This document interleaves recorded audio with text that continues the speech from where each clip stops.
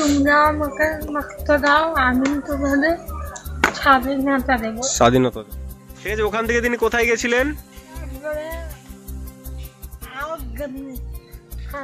Afghanistan brigade ছিল, ঠিক আছে। ঝাঁসির রানী ব্রিগেড যে ছিল, ওই ব্রিগেডের হেড কে ছিল? হ্যাঁ, লক্ষ্মী সেহগাল। শহীদ দ্বীপ একটা স্বরাজ দ্বীপের, দেখো এটা হচ্ছে নেতাজি আন্দামান দ্বীপের নাম দেন শহীদ দ্বীপ। এটাতে আমি বলেছিলাম একটা মহিলা ব্রিগেড ছিল, যার নাম হচ্ছে ঝাঁসির রানী ব্রিগেড। এটা হচ্ছে লক্ষ্মী সেহগাল। জিয়াউদ্দিনের এই ছদ্মবেশ ধারণ করে তিনি রাশিয়ায় যাচ্ছিলেন, তাকে সাহায্য করেছে ভগৎরাম তলোয়ার।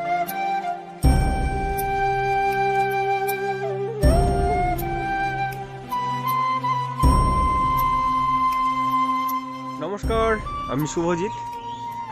আমরা যে প্রকল্পটা নিয়েছিলাম, মানে যেটা আমরা ইনিশিয়েটিভ একটা নিয়েছি, যে দুয়ারে পড়াশোনা প্রকল্প, মাঝে মাঝে আসি এই বাড়িতে এবং এই পাড়ায় ও পাড়ায় যখন যেখানে মনে হয়, ঘাড়ে ব্যাগ, ভেতরে ল্যাপটপ আছে, ল্যাপটপটা বের করে বিভিন্ন পড়াশোনা চলে। তো আজকে আমরা এই পাড়াতে আছি, আশেপাশের বাচ্চাদেরকে ডেকেছি আজকে নেতাজি জয়ন্তী উপলক্ষে তাদেরকে কিছু বলবো। কারণ এমন একজন মানুষ ছিলেন নেতাজি, যার সম্পর্কে প্রত্যেকটা বাঙালি তথা প্রত্যেকটা ভারতীয়কে জানাটা অবশ্যই দরকার। প্রত্যেকটা ভারতবাসীর মনের মধ্যে নেতাজিকে, মানে বিশেষ করে বাচ্চাদেরকে তার সম্পর্কে বলাটা এবং জানানোটা অবশ্যই দরকার মনে করেছি। এবং আজকে প্রচণ্ড হালকা ওয়েদারটা চরম খারাপ রয়েছে, বৃষ্টিও পড়ছে, ছাতা আছে। তো যাই হোক, তাহলে আজকের যেটা শুরু করব পূর্ণিমাকে দিয়েই শুরু হবে। পূর্ণিমা আগে নেতাজি সম্পর্কে বলবে, তারপর আমার কিছু ছবি আঁকা আছে, ছবি মানে আগের বছর তৈরি করেছিলাম, ওগুলো এক একটা করে আমি বাচ্চাদের সামনে রাখবো এবং সেটা নিয়ে ডিসকাশন চলবে। ঠিক আছে, তাহলে শুরু করা যাক। তো আজ নেতাজির জন্মদিন, তোমরা সবাই জানো তো। নেতাজি এমন একজন মানুষ যিনি ভারতের জন্য সর্বস্ব ত্যাগ করে দিয়েছিলেন। ঠিক আছে, তারিখটা কত? 23শে জানুয়ারি। তার জন্ম কোথায় হয়েছিল? উড়িষ্যার কটক শহরে। তার বাবার নাম কি নেতাজির? কি বললো বাবার নাম? মায়ের নাম কি বললো? মায়ের নাম প্রভাবতী দেবী। আর শিক্ষকের নাম কি ছিল বলো তো?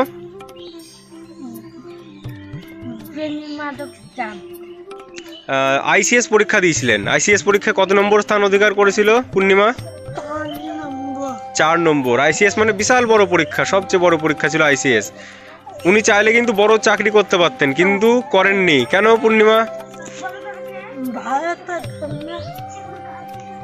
বাড়িটা কোথায় ছিল, কোন রোডে পূর্ণিমা? আচ্ছা, পালাতে কে সাহায্য করেছিল তাকে, বাড়ি থেকে পালাতে? তার ভাইপো শিশির তাকে পালাতে সাহায্য করেছিল। কোন গাড়িতে করে পালিয়েছিল? গাড়ির নাম ছিল ওয়ান্ডারার কার। বলো তো স্টেশনটার নাম? গোমো স্টেশন। ঠিক আছে, ওখান থেকে তিনি কোথায় গেছিলেন? আফগানিস্তান গেছিল। আফগানিস্তানে কে সাহায্য করেছিল নেতাজিকে? ভগৎরাম। ঠিক আছে, ভগৎরাম বলে একজন ছিল যে আফগানিস্তানে হেল্প করেছিল তাকে। আচ্ছা, আফগানিস্তান থেকে তিনি তারপর কোথায় কোথায় গেছিলেন, কোন কোন দেশে? যখন জাপানে যান তখন কিসে করে গেছিলেন? জলের ওপর দিয়ে গেছিলেন না জলের নিচ দিয়ে গেছিলেন? সমুদ্রের। হ্যাঁ, জলের নিচ দিয়ে কি চলে বলতো, কে পারবি? ডুবোজাহাজ। ঠিক আছে, পুরো আরও অনেক কিছু আছে, সব এখন আর জিজ্ঞেস করব না। এবার আমি যে জন্য বললাম, দেখো মোটামুটি আমরা নেতাজির জীবনী সম্পর্কে জানলাম। তো এবার তোমাদেরকে আমি যে ছবিগুলো এঁকেছিলাম সেগুলো একবার দেখাই। তা নেতাজিকে সম্মান জানানোর জন্য তার নামে ডাক টিকিটও করা হয়েছিল। ঠিক আছে, এটা হচ্ছে নেতাজির নামে ডাক টিকিট। পরেরটা এক এক করে দিবে আমাকে, এক এক করে দিবে। আজাদ হিন্দ ফৌজের সেনাদের ট্রেনে করে দিল্লি আনার পথে সাধারণ মানুষের রেল অবরোধ। মানে এই যে ফৌজও ছিল নেতাজির, তাদেরকে দিল্লি আনছিল লালকেল্লায়। তখন সাধারণ লোক বলছে না, আমরা আমাদের ফৌজকে ছাড়তে হবে, আন্দোলন করছিল, রেল আটকে দিয়েছিল। সেনাদের মুক্তির দাবিতে লালকেল্লার সামনে বিক্ষোভ। এটা হচ্ছে লালকেল্লার সামনে সব সাধারণ লোক বিক্ষোভ করেছিল।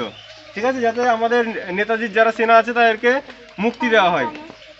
এটা হচ্ছে নেতাজি, একটু আগে বললাম আন্দামান আর নিকোবর দ্বীপপুঞ্জের দুটো নাম হয়েছিল, একটা শহীদ দ্বীপ একটা স্বরাজ দ্বীপ। এর দেখো নেতাজি, আমি বলেছিলাম একটা মহিলা ব্রিগেড ছিল যার নাম হচ্ছে ঝাঁসির রানী ব্রিগেড। এটা হচ্ছে লক্ষ্মী সেহগাল, ঠিক আছে, নেতাজির সঙ্গে যিনি আছেন এটা লক্ষ্মী সেহগাল। দেখো জার্মান সাবমেরিনের নেতাজি, যেটা হচ্ছে সাবমেরিন জলের নিচ দিয়ে যায় বলেছিলাম, জলের নিচ দিয়ে সাবমেরিনে যাচ্ছে, ইংরেজদের হয়ে কাজ করা ভারতীয় সেনাদের দেশাত্মবোধক চিন্তা উদ্বুদ্ধ করছেন। মানে ভারতীয় সেনারা ইংরেজদের হয়ে কাজ করতো।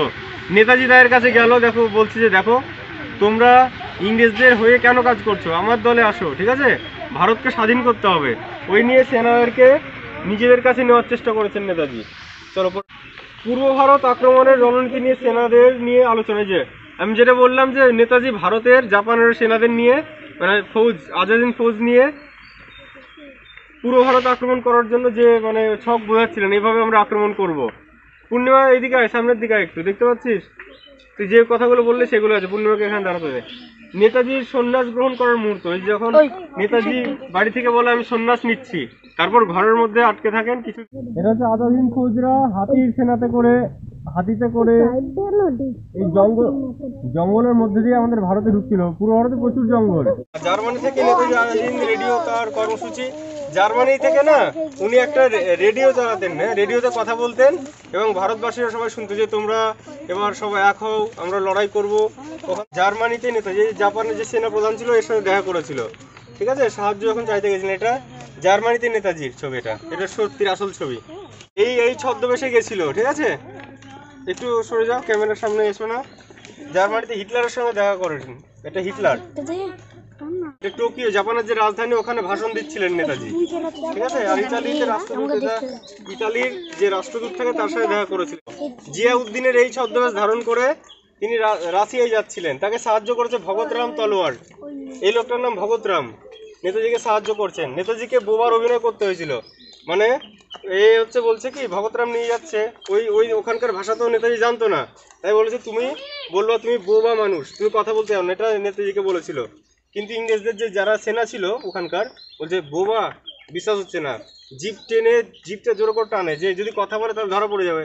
নেতাজি তাও কষ্ট করে কথা বলেছিল না, জানা সত্ত্বেও।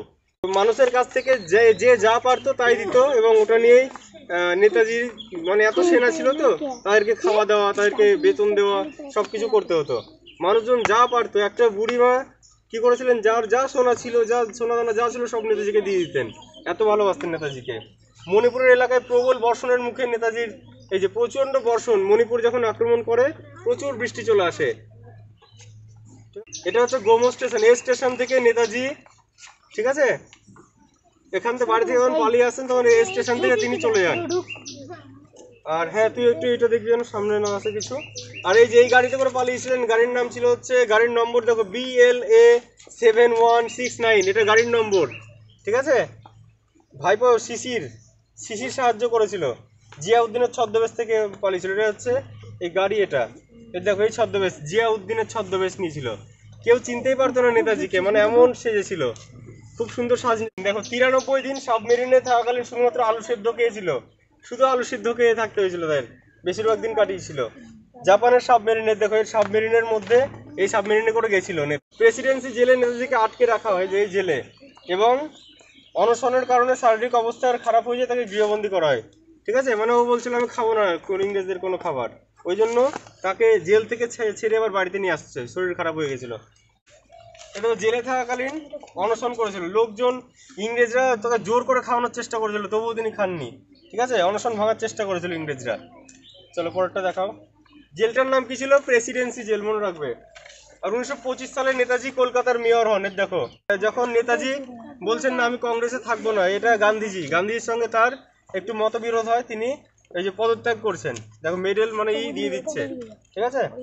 আর এটা ত্রিপুরী অধিবেশনে পট্টবি জল পড়ছে রে, পট্টবি সীতারামাইয়াকে তিনি হারিয়ে দেন, ঠিক আছে। গান্ধীজি যে লোককে দাঁড়িয়ে করেছিল তার নাম পট্টবি, তাকে হারিয়ে দেয় সীতারামাইয়াকে।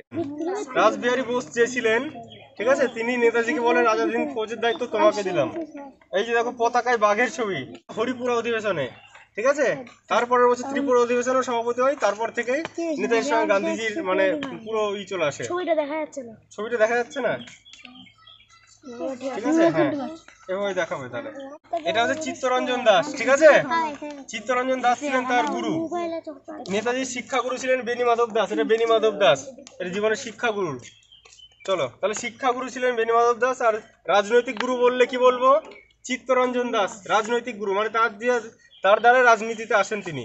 চলো, সুভাষচন্দ্র বসুর স্ত্রীর নাম কি বলেছিলাম? এমিলি সেঙ্কেল, এটা হচ্ছে তার স্ত্রী। তিনি বিদেশে বিয়ে করেছিলেন সুভাষচন্দ্র বসু। তার মেয়ে এখনো আছে, তার মেয়ে বুড়ি হয়ে গেছে। তো এমিলি সেঙ্কেল এটা তার বউ। হ্যাঁ, আর নেতাজির কন্যা অনিতা বোস, এটা হচ্ছে অনিতা বোসের ছবি। তাহলে নেতাজির পিতা হচ্ছে জানকীনাথ বসু, তার মাতা হচ্ছে প্রভাবতী দেবী, ঠিক আছে। আর এখানে কি নেতাজিরা মোট 14 জন ভাই বোন ছিল। কতজন? 14 জন। নেতাজি ছিলেন নবম। নেতাজি অস্ট্রিয়ার কন্যা এমিলি সেঙ্কেলকে হিন্দু ধর্মের মধ্যে বিবাহ করেন। আচ্ছা, তিনি অস্ট্রিয়ার কন্যা ছিলেন, ঠিক আছে। এটা এমিলি সেঙ্কেল, হিন্দু ধর্মের মতে দেখো বিয়ে হচ্ছে বিদেশি মহিলার সাথে। নেতাজির ছবিতে মাল্যদান করেছেন তার কন্যা অনিতা বোস। এটা আসল ছবি নেতাজির মেয়ের। উঁচু করে দেখো একবার, সবাই দেখতে পাক। এটা নেতাজির মেয়ের ছবি, এটা আসল, ঠিক আছে। এটা অনিতা বসু, যিনি বর্তমানে জার্মানিতে থাকেন। তিনি এখন জার্মানিতে থাকেন। এটা লাস্ট, আমরা পরস্পর দেখাতে পারিনি, উল্টো পাল্টা দেখানো হয়েছে, পরস্পর সাজানো ছিল জিনিসটা। নেতাজি সুভাষচন্দ্র বসুর জন্ম 23শে জানুয়ারি 1897। স্থান ছিল কোন শহর? নিজেরা বলবে কোন শহর? কটক শহর। কোথায় আছে কটক শহরটা? জোরে বলো, কোথায়? আচ্ছা, তাহলে সবাই মিলে একসঙ্গে বলো, জয় হিন্দ, জয় হিন্দ, জয় হিন্দ। নেতাজি সুভাষচন্দ্র বোস কি? নেতাজি সুভাষচন্দ্র বোস কি? নেতাজি সুভাষচন্দ্র বোস কি?